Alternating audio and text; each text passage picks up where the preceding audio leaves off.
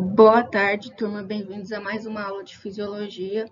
Hoje nós vamos continuar a falar sobre o sistema renal, né? Na última aula, nós iniciamos o assunto, né? Fiz uma introdução geral sobre o sistema urinário, sistema renal, e falamos sobre o processo de filtração e o controle da taxa de filtração glomerular.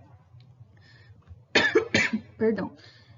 Quando a gente, como eu falei para vocês, a gente normalmente, nossos rins filtram uma grande quantidade de plasma. Porém, esse plasma filtrado, ele sofre modificações ao longo de todo o seu trajeto nas estruturas do néfron.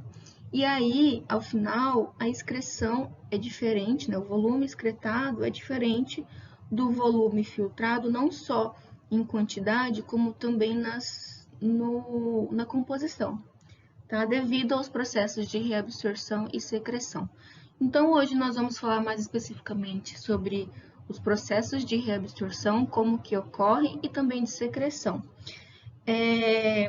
A reabsorção e secreção, gente, são processos que ocorrem, como falei para vocês, né? São o movimento dos solutos, né, do lúmen para o capilar peritubular ou do capilar peritubular para o lúmen do túbulo. Esses processos, né, são basicamente processos de transporte, tá? Então, aqui a gente vai retomar alguns conceitos que vimos no início lá do curso, quando a gente começou a falar sobre transporte de membrana. Bom, então, por que a gente filtra 180 litros diários se a gente vai reabsorver 99% desse volume? Então, para que ter todo esse trabalho de filtrar essa quantidade excessiva para reabsorver praticamente tudo, né? 99%. Bom, esse processo de filtrar grandes volumes facilita, né, a excreção de metabólitos que precisam ser excretados ou substâncias exógenas que precisam ser secretados, como fármacos ou outros xenobióticos, tá? Então, se a gente filtra grandes quantidades, a gente consegue selecionar o que vai ser excretado e o que eu quero de volta, né, que vai ser reabsorvido. Então, isso promove uma alta taxa de depuração de xenobióticos, né? Depuração é a limpeza do sangue. Então, facilita. Por quê? Como eu falei para vocês, a reabsorção, ela decorre de transportes de membrana. E transporte de membrana é um processo totalmente seletivo, né? A gente tem que transportadores são seletivos para determinadas substâncias. Então, se o soluto não for um soluto fisiológico, ele muito provavelmente não terá um transportador para promover a sua reabsorção. Então, se a gente filtra grandes quantidades lá no glomérulo, a gente tem grandes quantidades desses xenobióticos sendo filtrados e eles não serão reabsorvidos, porque provavelmente eles não terão mecanismos de transporte para serem reabsorvidos e aí eles são excretados. Então, isso facilita o processo de excreção de xenobióticos. Bom, então, a gente tem, né, a filtração, que é o sangue chega lá na arteríola aferente, passa pelo glomérulo e aqueles 20% desse fluxo sanguíneo ali vai ser filtrado no glomérulo e vai cair na cápsula de Bowman para seguir o trajeto do néfron, né? E aí aqui nós temos então o lúmen do túbulo, aqui pode ser qualquer túbulo, tá? E aqui mostrando os tipos de mecanismos em que ocorre essa reabsorção de solutos e água também, tá? O que não é reabsorvido vai ser excretado. Bom, então, os solutos, solutos e água podem ser reabsorvidos via paracelular ou via transcelular. Via paracelular é quando o soluto ele é transportado nos espacinhos entre uma célula e outra. Claro que dependendo da porção do túbulo, esse epitélio é impermeável, ou seja, teria algumas porções têm junções ocludentes aqui que impedem essa via paracelular. As outras porções têm esse espacinho e aí os solutos podem passar de maneira paracelular aqui pelo epitélio. Aí ele passa para o interstício, né? Sai do lúmen, passa via paracelular, chega no interstício e é absorvido pelo capilar peritubular por ultrafiltração. O que é ultrafiltração? Aí aqui, gente, é a absorção que vai depender daquelas forças que a gente já aprendeu de pressão coloidosmótica e pressão hidrostática, tá? Bom, e a via transcelular é aquele transporte a partir de uma célula em que o soluto precisa passar por duas membranas, né? A membrana apical, né, ou luminal, que é aquela voltada para o lúmen, e a membrana basolateral, que é a membrana voltada para o interstício, aqui para o líquido extracelular. Nessa via transcelular, nós temos, então, todos os tipos de transportes que vocês já aprenderam, né? Transporte ativo, que pode ser um transporte ativo primário ou secundário, e transporte passivo, que é a difusão, tanto a difusão simples quanto a difusão facilitada, tá? Lembrando que difusão simples, o soluto passa pela camada lipídica da membrana, e aí solutos esses que passam são solutos apolares e que têm uma molécula pequena, e lipossolúveis, né, claro. E no transporte facilitado, a substância, o soluto, é uma molécula grande ou uma molécula que é carregada e não consegue atravessar a membrana, então precisa do auxílio de uma proteína, né? Então é um transporte mediado por proteína. E temos a água, que pode passar via paracelular ou por osmose. E aí a água, ela passa por osmose se ela tiver o transportador para o seu transporte, né? Que no caso da água é a aquaporina. Então, se tiver aquaporina na membrana, ela consegue atravessar normalmente. Esses solutos e a água chegam no interstício e são passados por capilar peritubular por ultrafiltração também, tá? Obedecendo aqueles gradientes de pressão hidrostática e coloidosmótica. Bom, então aqui é um mecanismo geral de como ocorre a reabsorção.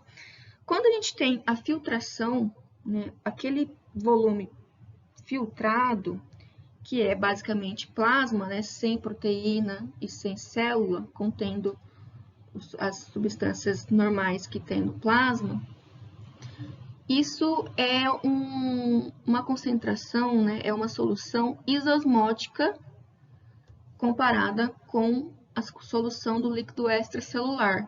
Então, teoricamente, não teria gradiente de concentração, nem gradiente eletroquímico para o transporte passivo das substâncias. Precisa-se de uma força motriz, de um empurrãozinho. Essa força motriz que inicia todos os processos de transporte aqui para reabsorção é o transporte ativo de sódio. Então, a gente tem um transporte ativo de sódio, tá? Em que ele é transportado contra o seu gradiente de concentração a partir de uma bomba, tá? Quando o sódio, né? Então, a gente tem o hidrólise de um ATP, porque é um transporte ativo. Quando o sódio passa para o líquido extracelular, o que acontece? Nós temos uma alteração do gradiente elétrico, tá? O líquido extracelular fica mais positivo do que o líquido líquido luminal, tá? E aí, isso promove um ambiente favorável para o transporte passivo de ânions, mais especificamente aqui cloreto, tá? Então, o cloreto passa de forma passiva para o líquido extracelular, acompanhando o transporte de sódio que foi de forma ativa. O sódio foi ativo, e aí o cloreto, que tem carga negativa, vai acompanhar o gradiente elétrico aqui sendo transportados ou via paracelular ou via transcelular. Quando o cloreto passa para o líquido extracelular, é que nós temos, então, um aumento na concentração de cloreto de sódio no líquido extracelular, aumentando, então, o gradiente osmótico, tá? Então, aqui fica mais concentrado do que o lumen, e aí isso favorece a osmose da água. Então, a água passa ou por osmose, né, por canais, ou via paracelular, a favor do gradiente osmótico, tá? Quando, então, a água passa... Peraí, gente, que eu tive um problema na gravação, tive que começar de novo aqui. Quando a água passa, a gente, então, tem uma diluição do líquido extracelular e uma concentração maior no lúmen tubular. Por quê? Porque a água saiu do líquido do lúmen tubular e foi para o líquido extracelular, diluindo aqui e concentrando aqui no lúmen. E isso, então, favorece um gradiente de concentração para a passagem passiva, para o transporte passivo de outras substâncias, como íons potássio e cálcio e também a ureia, tá? E aí esses solutos e a água que foram transportados para o líquido extracelular, depois vai passar para o capilar peritubular para ser reabsorvido e voltar para o sangue normalmente. Como que é a reabsorção de sódio? Eu falei para vocês que é um transporte ativo. Então, como que ocorre? Na membrana basolateral, nós temos bombas de sódio e potássio. Essa bomba de sódio e potássio, ela coloca sódio para fora da célula e potássio para dentro da célula. Por que ela é importante? Porque ela mantém as concentrações intracelulares de sódio baixas, e isso favorece o transporte passivo do sódio no lado da membrana apical. Então, as concentrações de sódio dentro da célula são sempre baixas devido à atividade da bomba sódio-potássio. E aí, então, o sódio entra para dentro da célula de forma passiva por um canal, tá? E ele sai da célula por uma bomba de sódio e potássio, porque no interstício a gente tem altas concentrações de sódio, tá? Bom, os potássio que entrou na célula, na bomba de sódio e potássio, ele sai da célula por canais de vazamento, aqui é um transporte passivo, tá? Então, sempre vai ocorrer isso. Então, a gente fala que é um transporte ativo do sódio por causa da bomba de sódio e potássio, tá? Aqui na membrana basolateral. E aí, depois que a gente tem altas concentrações de sódio no líquido intersticial, nós temos os gradientes criados para o transporte de outras substâncias de forma passiva.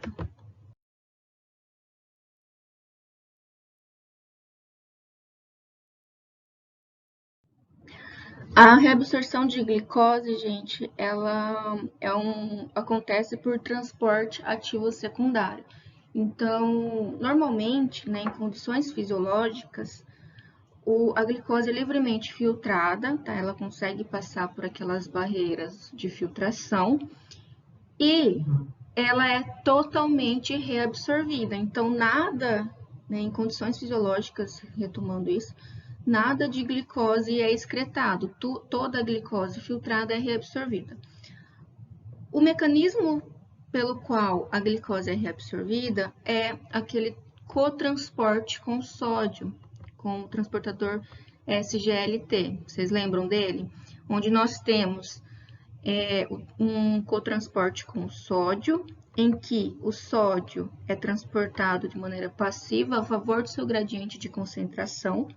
Lembrando que as baixas concentrações de sódio intracelular são mantidas pela bomba sódio-potássio.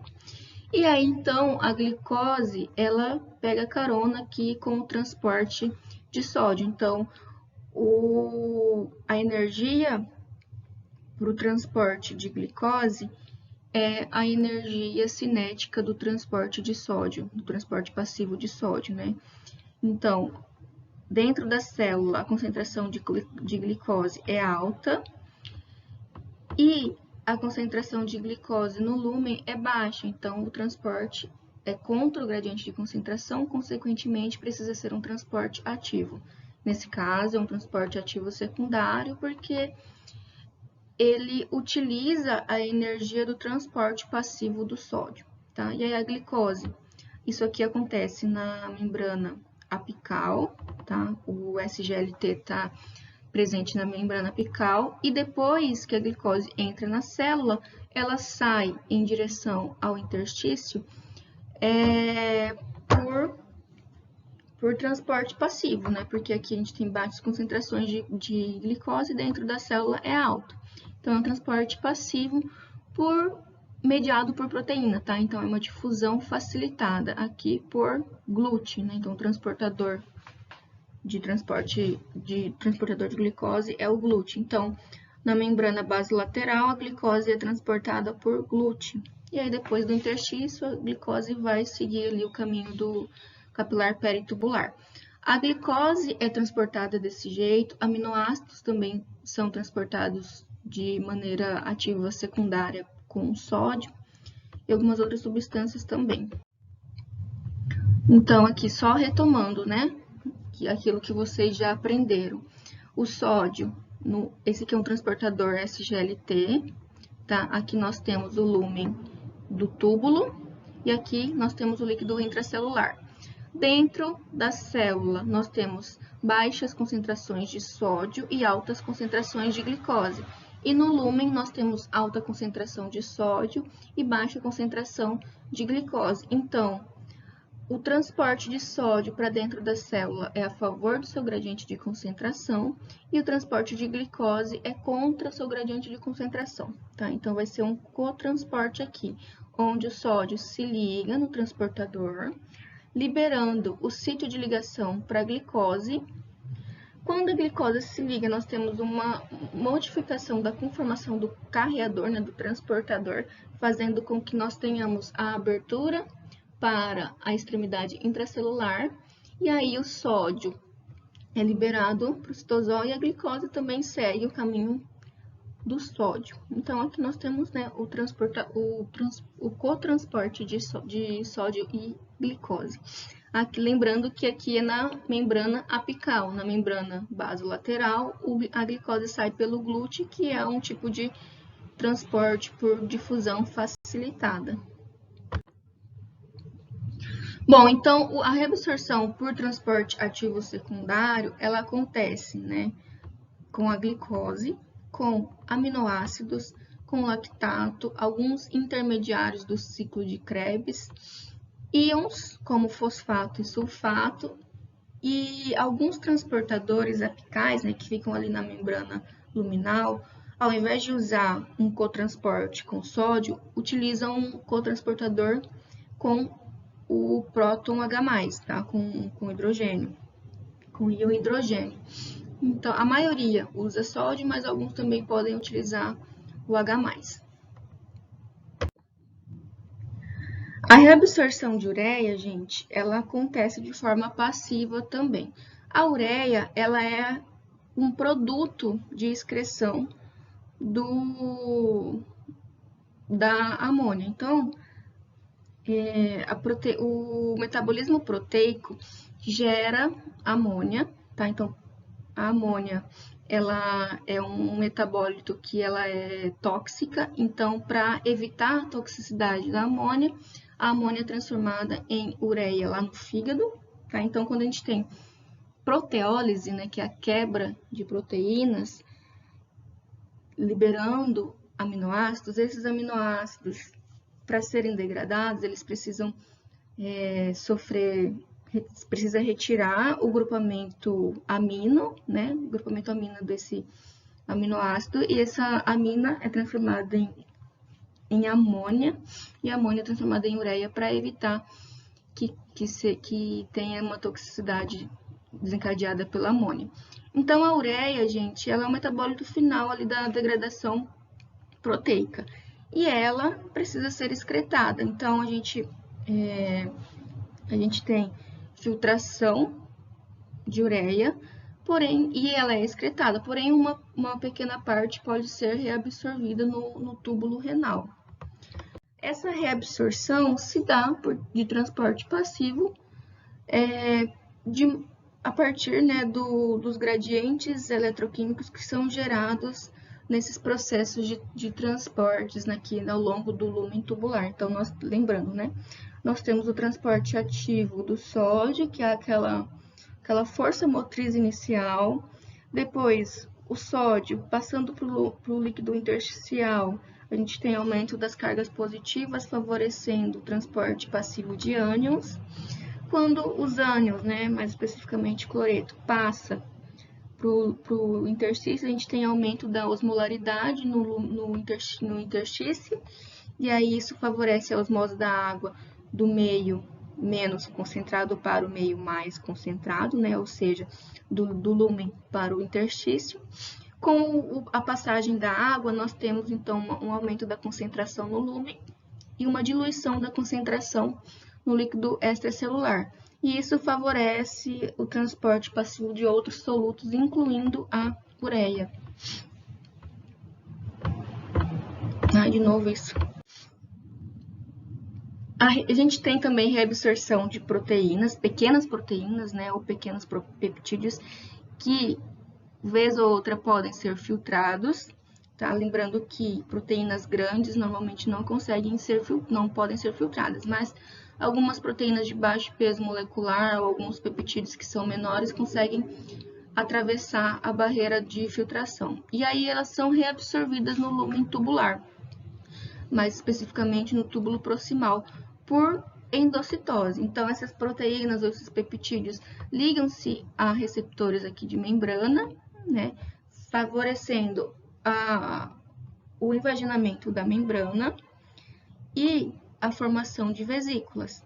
Essas vesículas vão se fundir, né, com lisossomos e vão ser degradados na célula. E depois, os aminoácidos, né, produtos dessa degradação da proteína, vão ser liberados aqui no interstício ou no líquido extracelular. Bom, pensando que a reabsorção ela está diretamente relacionada com o transporte, né, e a maioria dos transportes, tanto, né, que no caso facilitado, ele é mediado por uma proteína, por um transportador, aí a gente tem que lembrar de algumas características dos transportadores, né, que é a especificidade, a competição e a saturação. Lembrando que a especificidade é que cada transportador é específico para uma molécula ou um grupo de moléculas, como, por exemplo, o glúten, que é específico de glicose e alguns outros monossacarídeos, como a frutose. Competição: se existe mais de um tipo de molécula que pode ser transportada por esse transportador, essas moléculas vão competir pelo sítio de ligação para ser transportadas. O mesmo caso, né, da glicose com a galactose, por exemplo, né, elas conseguem ser transportadas pelo glúten, só que a glicose ela tem maior afinidade. Se a gente tem aumento de galactose no meio, a galactose vai competir com a glicose, diminuindo assim o transporte da glicose. Então, existe a competição também. E a saturação é basicamente, né, a velocidade que o transportador transporta, né, a capacidade de transporte desse transportador. Se existir uma alta concentração do soluto a ser transportado, esse transportador pode se saturar e não conseguir mais transportar as quantidades adicionais ali de soluto. É o exemplo que eu dei naquela aula sobre a catraca lá do RU, né? Não sei se vocês lembram. Bom, aqui é um exemplo de competição. Por exemplo, o ácido úrico, que no plasma ele se transforma em urato, ele é reabsorvido no lúmen do túbulo renal pelo transportador de ânions orgânicos do rim, que é denominado de OAT, né, esse transportador. Esse mesmo transportador, ele transporta, né? Na verdade, ele não transporta, ele pode se ligar à probenicida, que é um fármaco que tem afinidade a esse OAT, e ela atua como um inibidor. E aí, se a pessoa consome, né, é administrado esse fármaco a essa pessoa, a probenicida vai lá e inibe o transportador, impedindo que o ácido úrico seja reabsorvido. Em quais situações que esse fármaco é utilizado? Quando a pessoa tem altas concentrações de ácido úrico, seja de forma metabólica, né? A pessoa produz muito ácido úrico pelo metabolismo, ou porque consome muitas fontes de ácido úrico, né? Muitas fontes de bases nitrogenadas que vão produzir ácido úrico. E aí, o acúmulo de ácido úrico pode fazer com que esse ácido úrico se precipite, formando cristais nas articulações e causando inflamação nas articulações, causando inchaço, inflamação, que é característico do que acontece na gota. Então, o excesso de ácido úrico pode causar gota. Para impedir que haja essa manifestação, né, pessoas que têm altas concentrações de ácido úrico normalmente podem tomar, né, o fármaco probenicida para impedir que haja uma reabsorção de urato, porque se a gente inibe a reabsorção de urato, isso vai consequentemente diminuir as concentrações plasmáticas de ácido úrico ou urato, impedindo que formem esses cristais aqui, impedindo a manifestação da gota. Então, olha só, nós temos o transportador OAT, certo? O urato se liga no seu sítio de ligação e é transportado. Então, aqui nós temos o lúmen tubular, o ácido úrico se liga e é transportado para o líquido intracelular e depois vai voltar para a corrente sanguínea. Quando a gente tem a probenicida se liga ao sítio de ligação, mas ao invés de ser transportada, ela apenas bloqueia ali a ligação para o urato, e o urato passa pelo lúmen sem necessariamente ser reabsorvido, e aí a gente tem a redução da concentração de ácido úrico. A outra característica que é muito importante vocês compreenderem, né, é a saturação. Bom, então, a gente sabe, né, que a saturação é quando todos os transportadores já estão ocupados transportando o soluto e ele não consegue transportar mais quantidades adicionais ali que estão chegando, tá? Então, se a gente tem da concentração do soluto que aquele transportador transporta, a gente tem aumento da taxa de transporte. Porém, se chega no limiar de saturação, mesmo que aumente a concentração daquele soluto, a célula não consegue aumentar a sua velocidade de transporte. Então, aqui nesse gráfico nós temos, né, as concentrações plasmáticas de determinado substrato e a taxa de transporte do soluto. Ó, conforme vai aumentando a concentração do plasma, vai aumentando a taxa de transporte. Porém, quando chega na saturação, a taxa de transporte se mantém constante mesmo com o aumento nas concentrações plasmáticas. A velocidade de transporte que ocorre no ponto de saturação do transportador é denominado de transporte máximo, tá? Então, é quando a célula não consegue aumentar a sua taxa de transporte porque os transportadores estão todos saturados. E a concentração plasmática que faz com que os transportadores se saturem é denominado de limiar renal. Então, um exemplo que nós temos é o transporte de glicose. A glicose, ela é filtrada livremente lá no glomérulo e é totalmente reabsorvida nos túbulos renais pelo SGLT, né?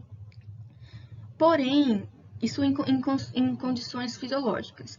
Porém, quando existe uma alta concentração de glicose no sangue, que é denominado de hiperglicemia, quando ocorre isso, né, quando está muito em excesso a glicose, a gente tem a saturação dos transportadores e parte da glicose que está no túbulo não consegue ser transportada para ser reabsorvida e, consequentemente, vai ser excretada na urina.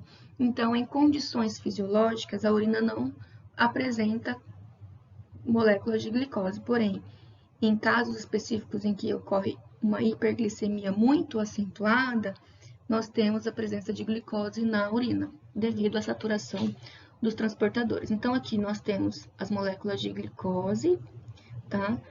E os transportadores. Quando a gente tem, né, uma concentração maior do que a saturação, que faz com que nós tenhamos a saturação dos transportadores, uma parte da glicose vai ser transportada, outra parte não vai conseguir ser transportada, porque quando elas passarem por esses transportadores, os transportadores já estarão ocupados transportando outras moléculas de glicose. E aí essas moléculas que não conseguiram ser transportadas, elas vão passar direto e ir para a urina. Isso acontece, gente, por exemplo, em casos de diabetes descompensado.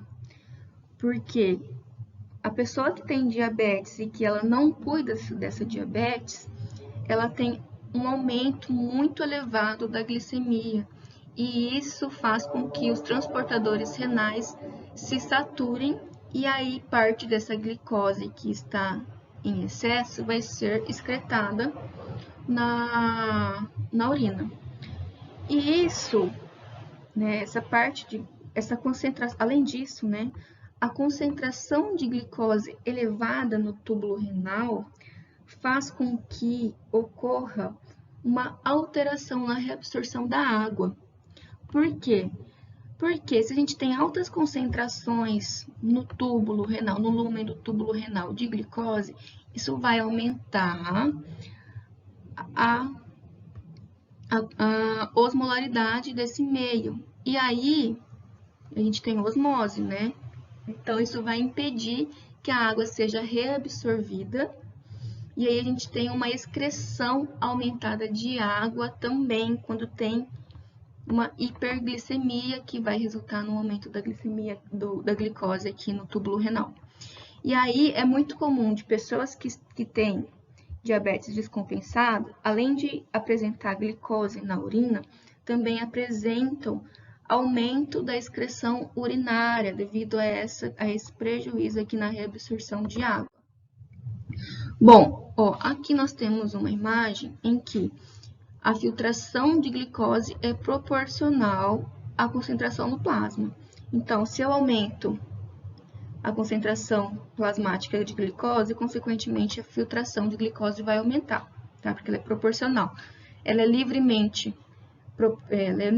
filtrada no glomérulo, então a quantidade que tiver de concentração no sangue vai ser a concentração que vai ter no filtrado também. Aqui nessa imagem é o gráfico da reabsorção, né, de glicose. Olha só. Nós temos aqui que conforme vai aumentando a filtração, a concentração no tubular de glicose, vai aumentando também a taxa de reabsorção da glicose até atingir o ponto de saturação dos transportadores. E aí, a partir desse ponto, não importa a concentração de glicose, vai se manter, a taxa de reabsorção vai se manter constante.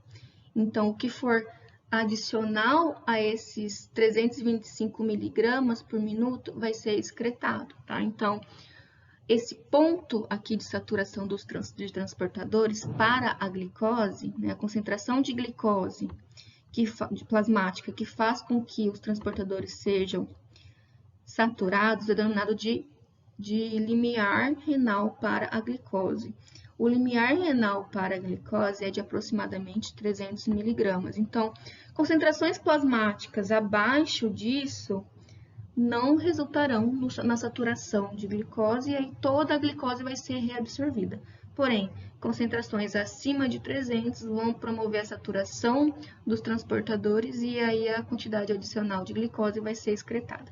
Tá? Então, a pessoa precisa estar com diabetes muito descompensado para causar a saturação de glicose, dos transportadores de glicose.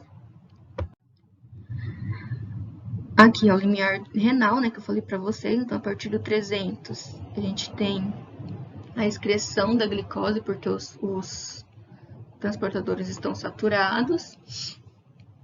E aqui, né, o limiar renal de glicose e o transporte máximo de glicose. Gente, já o transporte passivo, ele não possui reabsorção máxima.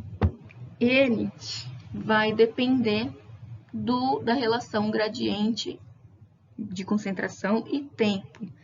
Como assim? Vai depender do tamanho do gradiente de concentração, ou seja, quanto maior o gradiente de concentração, maior vai ser a taxa de reabsorção, e do tempo. Quanto maior o tempo que esse soluto estiver no lúmen, maior vai ser a chance dele ser transportado. Então, vai depender do gradiente de concentração e do tempo que ele permanece no soluto do lúmen. Por exemplo, se eu tenho aumento do fluxo renal e aumento da taxa de filtração glomerular, isso vai diminuir o tempo de permanência do soluto no lúmen, diminuindo o transporte.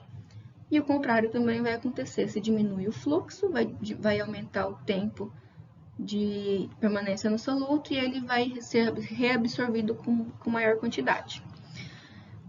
Um exemplo aqui seria o transporte paracelular de sódio, né? Quanto maior o gradiente de concentração, maior vai ser o transporte do sódio.